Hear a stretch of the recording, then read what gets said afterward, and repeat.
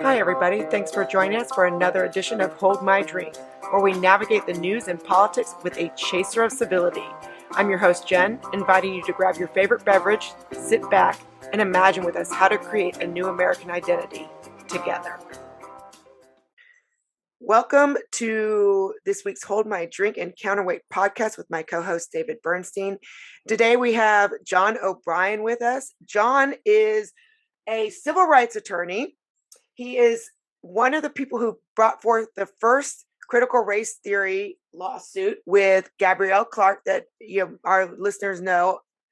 We've interviewed her before, and you can find out a little bit more on crtattorney.com. Before, Jon, we ask you about your experience in this realm. I know you're at work. It's a Friday, so I don't see a drink in your hand. Water. Oh, Power-Ade. Okay. Yes. Or grape soda. Okay. David, are you teetotaling it today? I do have a drink, and I did spike it with a little vodka. It's like a sour apple drink with a little vodka in it. So there we go. Not exactly a martini, but something like that. Oh, I like that. I like that mix. And I'm just with my boring old Pinot Noir. It's a Friday lunchtime, drink, whatever. So, all right, let's get started. Jon, we are part of the same group, email group, Stop CRT. I know of you because we've interviewed Gabrielle Clark, Gabs Clark, as I already mentioned. She is the first parent and you are the first attorney to actually do a lawsuit on critical race theory. Can you tell us a little bit more about the challenges of that and where you're at now in that lawsuit and what you see as the future of this in the legal profession? Well, I would say the challenge is all the clients, all the parents, or their children. There's a lot of attorneys eager to do it, I think, at this point.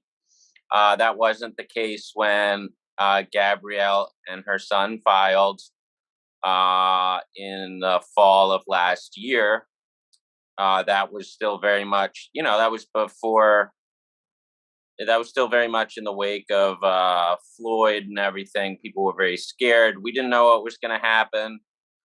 We didn't know if me and Gabrielle were going to get bricks through our windows. I guess she didn't get a brick through her window, and neither did I. Well, figuratively, I did, but I guess it's important to disabuse parents of the fear that something awful is going to happen to them.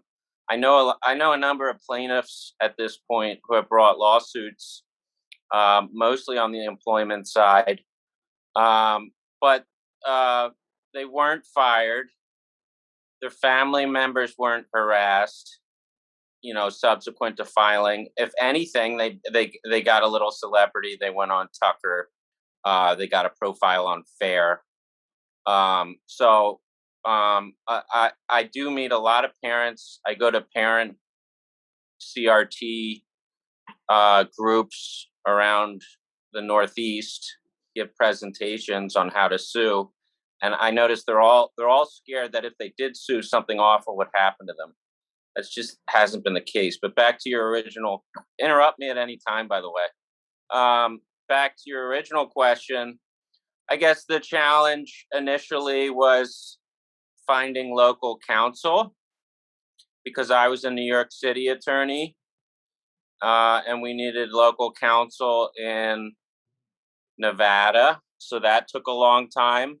It seemed like an oddball suit. Everyone we talked to said the case was not worth anything, was only worth nominal damages. They said, and it wasn't worth it to bring. This is what conservative attorneys said at big conservative outfits. They also said that the case law was too formidable in favor of schools. I knew that going in, but I was also confident that we could punch a hole in that 50-year case law wall that had built up because the curriculum was so bad. And we went in with very sympathetic plaintiffs, obviously. Gabrielle Clark is brilliant. She's savvy.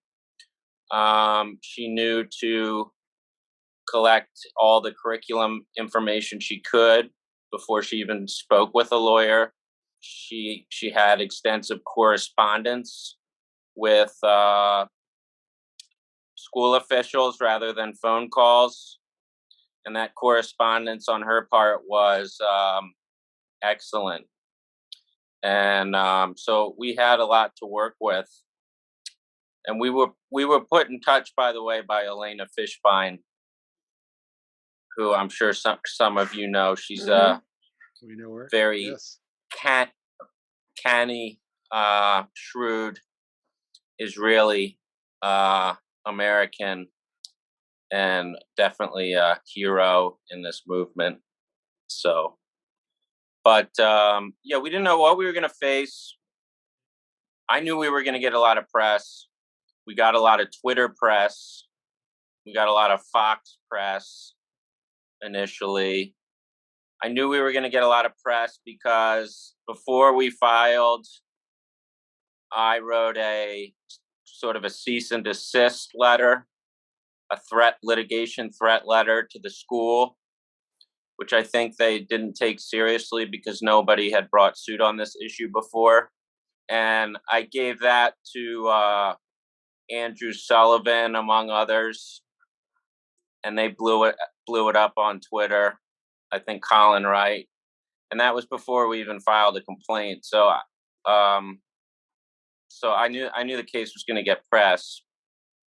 And then the challenge then was to translate press into money, funding, because these suits aren't cheap, and that was a challenge. But I know it's less of a challenge now for the people who have brought suit. So there's more people, more big fish willing to donate, and there's more public interest firms in the game too. So there are more options, it seems like, than there were when Gabrielle and her son filed. And where are you now in that suit? If you can Well, say. So that the suit is now being handled by Daniel Burr of the Liberty Justice Center, I believe. I took the case through the injunction phase, and Liberty Justice Center has been quietly and discreetly handling it since then. And they're on the trial track, dealing with a motion to dismiss. So they're on the case now. You said that you seem to imply that it was not as easy as you thought it might be to translate press into funding for her legal fees. Has that been an ongoing problem? You said, and it's been changing, you indicated. What has been going on on that front? Okay, so I thought that we wouldn't be able to use GoFundMe or crowdsourcing because I applied to one crowdsourcing site and they rejected me. You were hearing a lot of these stories in 2020.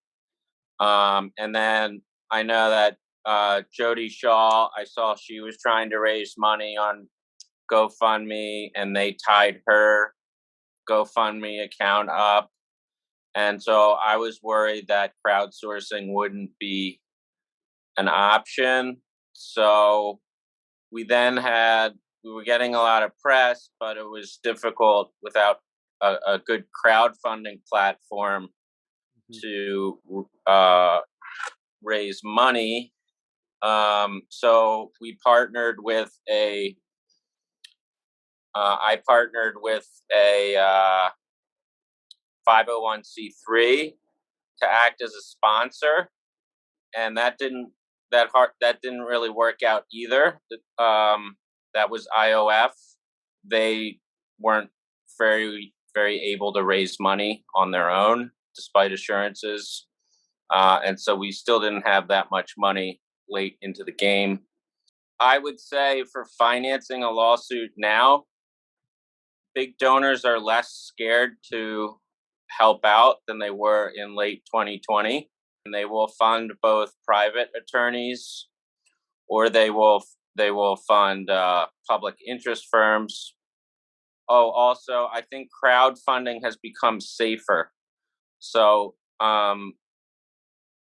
that's in 2020, GoFundMe was serially putting the kibosh on multiple controversial fundraising campaigns. It could be Kyle Rittenhouse's defense, criminal defense, or my attempt to fund our lawsuit when they rejected my application.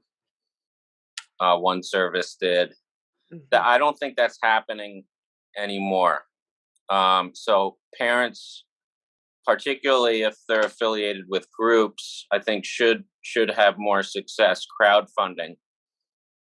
And there's also alternatives to GoFundMe that I wasn't aware of at the time. There's Give, Send, Go, which I think is Christian owned. So they don't care they're not as sensitive to controversy. Obviously, there's new challenges coming up ahead, like PayPal's cooperation with American Defamation League or something. I don't know. But yeah, raising money is always going to be a challenge, but I don't think it's as much of a challenge as it was in 2020 for either a private attorney taking a case like this on, and public interest firms need these cases in order to raise money and attract attention to themselves. So that's the long answer about raising money for CRT lawsuits. Also, there's a lot of groups, mothers groups, like Moms for Liberty didn't exist until somewhat recently. And No Left Turn for Education is much bigger, and they now have a 501c3 that allows them to collect donations. So the infrastructure is in place now. If you're affiliated with one of those organizations, those national organizations, I think to raise money. That wasn't the case. Gabrielle Clark and her son were really pioneers, and as a result, everybody else caught up to them.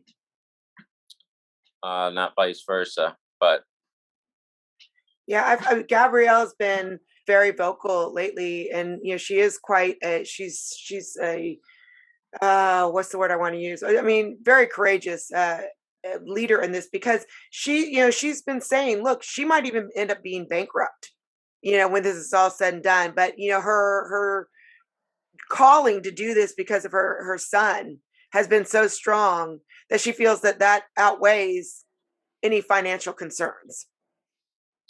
Yeah, she's an altruist, and I don't think anybody was expecting to get rich at the beginning, and she did this. She and her son did this anyway. Really, we were trying to fix a problem at a most basic level. They really weren't going to let the kid graduate, William. Like, they said that explicitly in writing, because they didn't think that critical race theory was actionable legally. They bullied Gabrielle and her son, and they essentially put that into writing. And then we found out a lot more in discovery too. By the way, what terrifies institutional defendants more than a adverse verdict or a big settlement is discovery. They're not going to pay a settlement. Their insurance company is. They can shrug off a adverse verdict. What they're really scared of is discovery, where you can see how the sausage is made. You get the inter-office emails, et cetera, et cetera. Sometimes they're adverse to bad press, but it's discovery that they're really scared of. Do you see a new group of attorneys coming up the pike that are willing to represent people affected by CRT in school and the like, or at workplace? there's a lot of local. There's a lot. I go around to, as I said, I've given a lot of presentations in pretty obscure areas on this stuff where there'll be a mother's parental group animated about CRT or something, and they are getting a lot of help from the local attorney. It's not just national public interest firms. There is more help from local attorneys. These local attorneys tend not to be constitutional lawyers, but you know what? I mean, Title VI is pretty self-explanatory. The First Amendment, you can bootstrap your way into becoming proficient in that. And what local attorneys do tend to have that constitutional lawyers don't have is a good understanding of local administrative and education law. So they're good with FOIL or right to know requests, and they're helping out there. And they also have a stake in the community, these attorneys. I'm talking about like Long Island personal injury attorneys or family law attorneys who didn't, you know, they're not idealists, but they have a kid in the school district and they're pissed off, A, about masks, and 2, about this intersectionality CRT nonsense, which is Greek to them, but they don't like it. You know, Long Island's getting pretty hot, and Long Island has to have the highest per capita concentration of attorneys. They're not fancy pants constitutional lawyers, but they're good and they're aggressive. And they're in the process of bringing suits. So yeah. So what made you interested on a personal level in doing this work and in defending Gabs? Well, I guess first of all, when I first met Gabs, she had everything in place, and that impressed me. She had all the documentation. You seldom get that well organized. And then I met her son, who's extraordinarily compelling, and he is very precocious intellectually, artistically.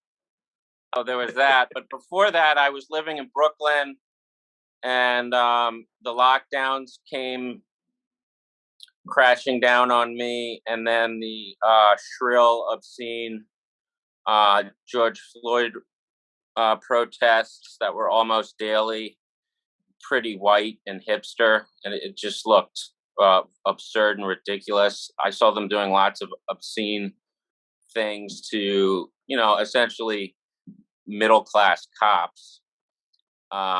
And I was disgusted. I had never heard of the term critical race theory, but when it started getting on the news, it became pretty clear to me that you could sue on it. So I was a personal injury attorney. I noticed nobody was suing. So I saw an opening.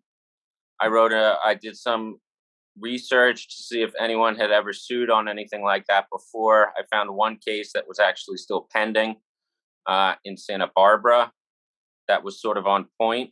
It was filed in 2018. Interesting case. It's still on appeal. I would look into that. People who are interested. That's Fair Education Santa Barbara, which doesn't have anything to do with fair. But anyway, I used that case as a model, and I wrote an article about it. And then I gave it to, nobody would publish it, probably because I don't write well or something, or it was too controversial. So I just posted it on parental group, Facebook groups. Also gave it to Elena Fishbein. I think she posted it. It was a roadmap for how to sue. And I wrote that over the summer of last year. So with that, I pretty quickly got in touch with Gabrielle, who had a real practical problem, she and her son. It was not idealistic for them. Again, they failed their kid and weren't going to graduate him unless he took his racist medicine. So So So I've got a that's how. question for you. Yeah. You know, Yeah. you've been at the forefront of this, and it's really expanded, as you've already noticed. A lot of the criticism around this comes from this. It's a conservative thing. It's a right wing thing. So to sue on critical race theory, that it automatically puts you in that, in those labels, with those labels. Do you see that as true in your profession, that most people who are willing to do this are doing it from a kind of a political motive, or is it more, is there more to the story? Well, I don't know. Like certain organizations, I actually don't know if Gabrielle Clark's a Republican or a Democrat. Initially, it was a Republican cause, maybe. Although I know Jonathan Haidt had written a whole book on it. Essentially, I don't think he's a Republican. Um, so I guess proponents of critical race theory are trying to pigeonhole it as a niche Republican issue. It's clearly not. I do see some interesting class divisions when I go to these parental group meetings that are sometimes in rural school districts. I don't think they're Republican or Democrat necessarily. I think they're just lower middle class, and they perceive that they already perceive that they lost control of their country, and now they get the sense that they're losing control of their locality, their backyard. You know, the local high school used to be a rallying point, something to be proud of for even poor middle class communities. It was the prom, it was Friday Night Lights, and now it's occurred to a lot of parents that they just don't have control of these school districts and these schools that they're paying for, and they don't have the money to go anywhere else. They literally can't afford Catholic school. They have to go to the local public school, and they have zero say. They found out if they go to school board meetings or if they make a request for what they're actually teaching in the school. The school board members are often out of towners, suspiciously, and all the teachers and school officials make twice as much as the parents. So what happens? So that loss of control of your community is, I don't know if that's Republican or Democrat. I think that may be more of a class issue. But I see I see class divisions within within the anti-CRT movement. Like I feel like the people who are really doing the fighting and taking the risk are middle class to lower middle class, and they can't afford to send their kids to any other kind of school. They have to send their kid to the local public school, and they're the ones they're the ones called Karens. They're maligned as Karens. They're the ones going to the school board meetings with signs. They're the ones who can't afford attorneys. They're not getting advisory positions on fair.org. They're not getting invited onto podcasts. They're not part of the salon discussion with John McWhorter. These are the people who are really on the ground, taking it on the chin. I feel sorry for them. Do you think? I know that Gab's. Like I said, we know Gab's biracial, but do you think that this is a white person's issue? And let me tell you why I say that. Because I've been reading a book lately. I try to read both from both sides, right? So I've been reading Isabel Wilkerson's Caste lately, and she makes this argument that I'm not buying into really, but I'm interested in it. I want to hear more. She makes this argument that particularly white people see their power being devolved as these movements gain traction, and that it's a white person's problem, where they see that they are losing their caste status. And so therefore we see this fight coming and it might not even be, you're talking about lower class. It might not even be what's the word I want to say? They might not even be conscious of the reason that there is this anger, but they're saying she makes the argument that you will see more white people fighting this battle because of caste, which plays in with class, which is interesting because the very first person who ever made this lawsuit, Gabs Clark, is not a white woman. But what will you say when you were just talking about, you go to these rural areas, it's this more of a class issue?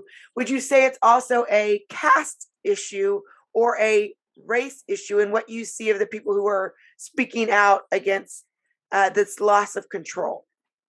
Well, I think that the people who are actually taking real risks are people who are middle class or lower on this issue. And so Gabrielle Clark doesn't come from money, to put it mildly. That's an inner city charter school who is the defendant. And she filed a lawsuit.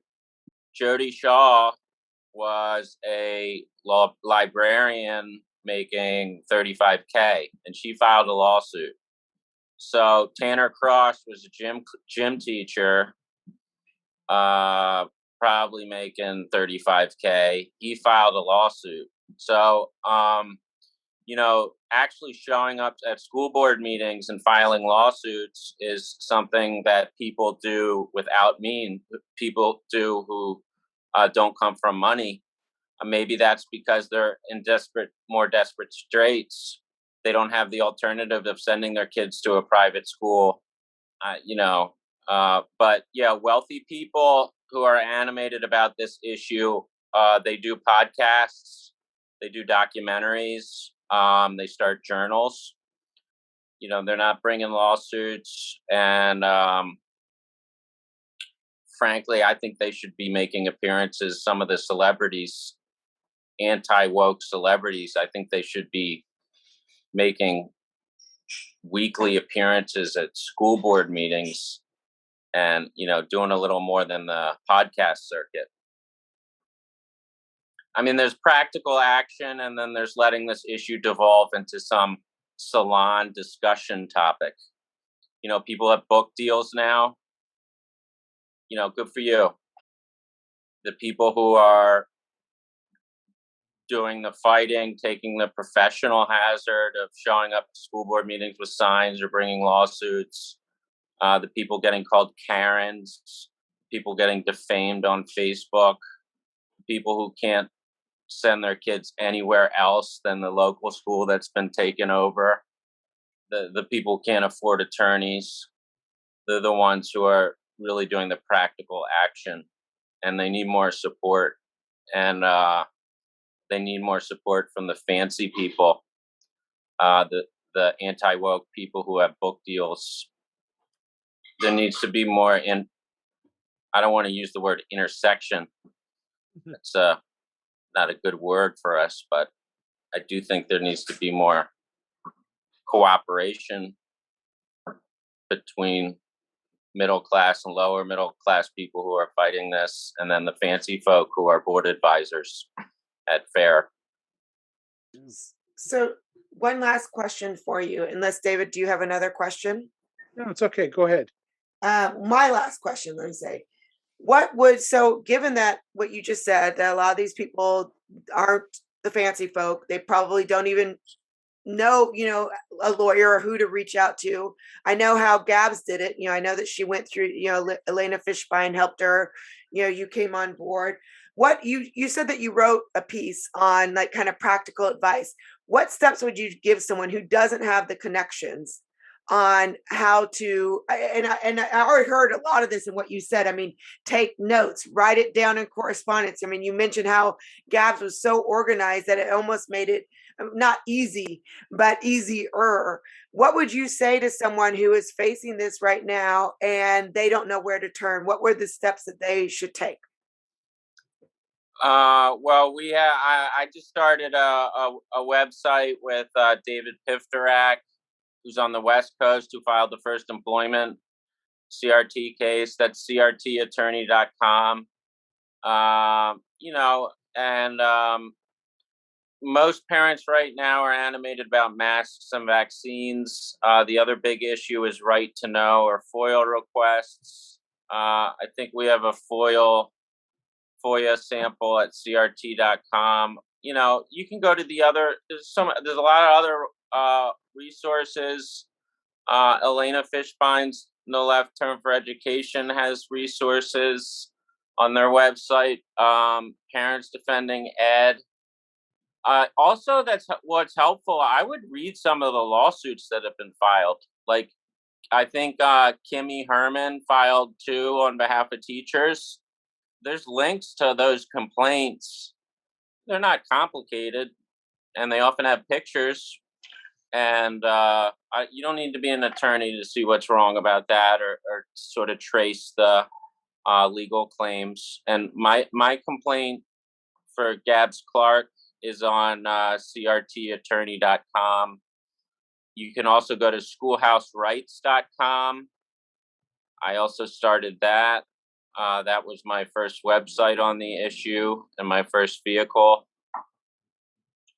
for raising money on it. Sloan Rackmuth, she's got great stuff. I like her videos. She's very practically oriented too. She just got hit with a lawsuit, by the way, by Republican charter school officials.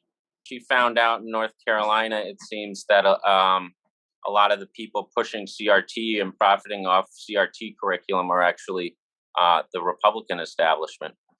And when she discovered that, they hit her with a lawsuit. And that just happened last week. And then, follow, if you're interested in right to know stuff, FOIA stuff, follow Nicole Solas and Legal Insurrection. They're real strong, and she's real strong on the right to know FOIA request stuff. Should be able to find a lot of good samples and good pointers there too. Which is interesting what you just said about Sloan in the lawsuit. Again, that goes back to what I said at the very beginning. Most people see this as a conservative movement, but to see that, I'm interested in that. I'm going to look into that to see. Yeah, I would look into that too. I sued a charter school too on this. You look at the Catholic Church too. Catholic schools getting into the teaching CRT. There's a lot of documentation on that.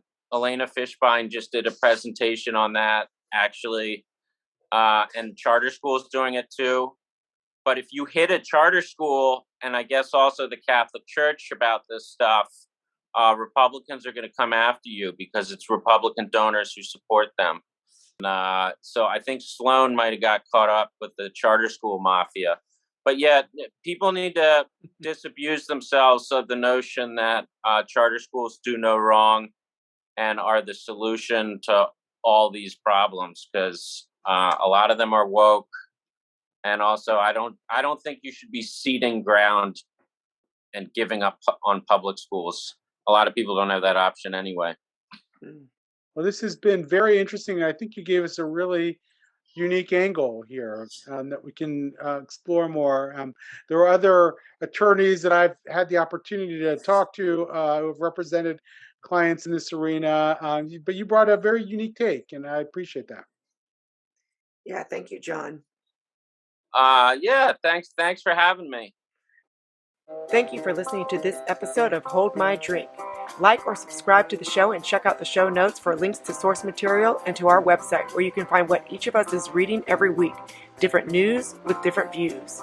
If you have a topic that you would like us to explore, drop us a line. And join us next week as we say hold my drink and the conversation gets real.